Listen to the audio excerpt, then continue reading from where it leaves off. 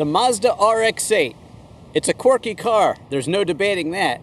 But is it quirky good or quirky bad? Let's find out. I think the overall shape is definitely quirky good. It certainly stands out from the crowd. It's got a long nose, almost looks like a hammerhead shark up front to me. But it's sporty and fun, and that's a good thing for a sports car. The smart key is actually like a credit card. Just have it with you and press the button for access or to lock it up. It's a 4-door, and thanks to those rear suicide doors, it's easy for the front and rear passengers to get in. The overall effect of the interior is simple and polished. From the pedals to the gauges, it's laid out well and built for speed. The seats are firm and supportive and hold you in well when cornering. The 6-speed shifter is smooth and precise. Climate and radio controls fall easily to hand and are easy to operate. Easy access to the rear seats, thanks to the quirky suicide doors. Once you're back there, 2 people can be very comfortable, and there's also a pass-through to the trunk. And storage and cup holders too.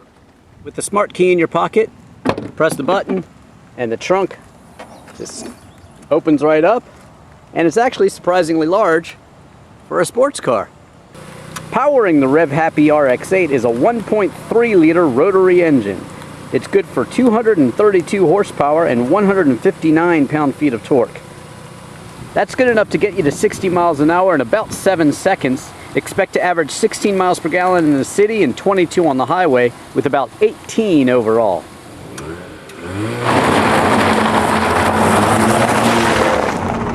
There's a saying in poker about ace-king.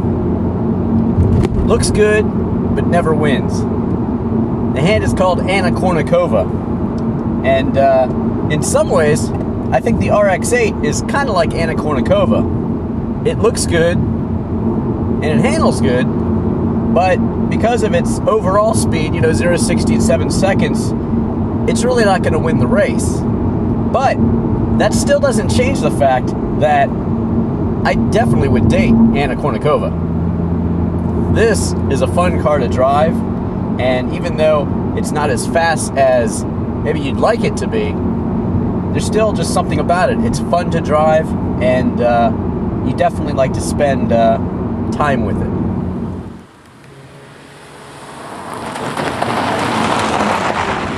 So I'm driving the Grand Touring version, and that one has all the options basically included for $32,260. You're out the door with destination for just over $33,000, and you're getting a lot of comfort for long journeys and Grand Touring. So you get leather seats, power for the driver, you got a sunroof, you got Sirius satellite radio, and even remote start.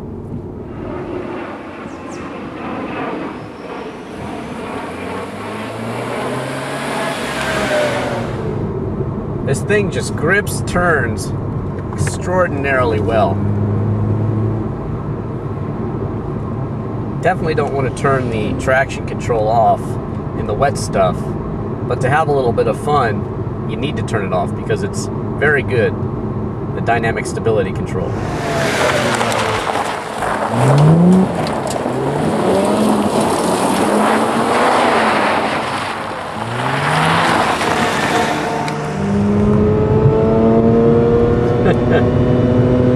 Wow.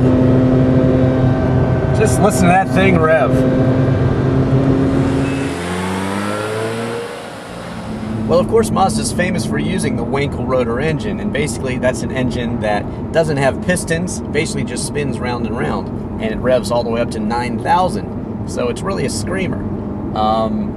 I guess really the only thing on the market that's comparable, and it isn't really, is also off the market now, the Honda S2000, which is a 2-seat convertible, and that one also revs to 9,000. It's a little faster, but of course it's not available anymore. And I think it's important for Mazda always to have a Wankel-powered rotary engine in their lineup because it's part of their history. The early 90s version of the RX-7, now that was a really big screamer.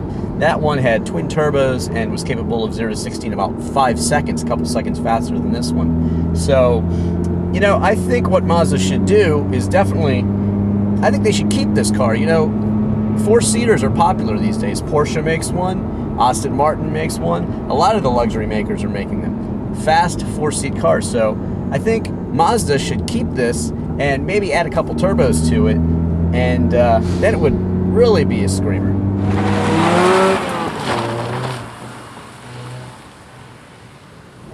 There's some cars that when you look over the hood, you can tell exactly what type of car you're in. Like my Porsche 911 per se. You know, you see those twin headlamps up above you, the sloping hood, and you know you're in a 911. But this one, to me, it kind of looks like a hammerhead shark, like I said, but you definitely know that you're in a Mazda RX-8. And that's a cool thing.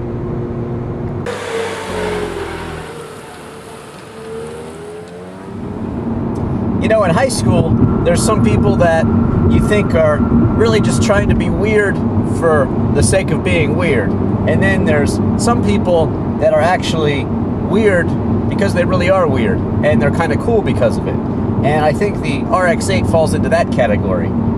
It revs to 9,000, and its shape is certainly very different than any other car. And those suicide doors make access to the back seats very easy, and they're also extraordinarily quirky cool. So it may look a little like a hammerhead shark, and it may be extraordinarily quirky, but I would definitely count it amongst one of my friends.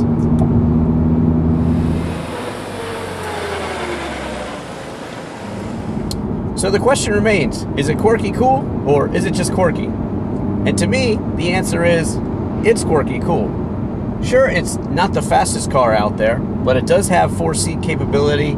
It is a great sports car. It handles extraordinarily well. It's got a great weight distribution, which makes it handle very well in the corners. It's very low to the ground, so it's a classic sports car that revs really, really high, and you can have great fun with it on windy roads, but at the same time, you can carry 4 people, and it looks cool, and it's fun to drive. I'm Drivin' Ivan Katz.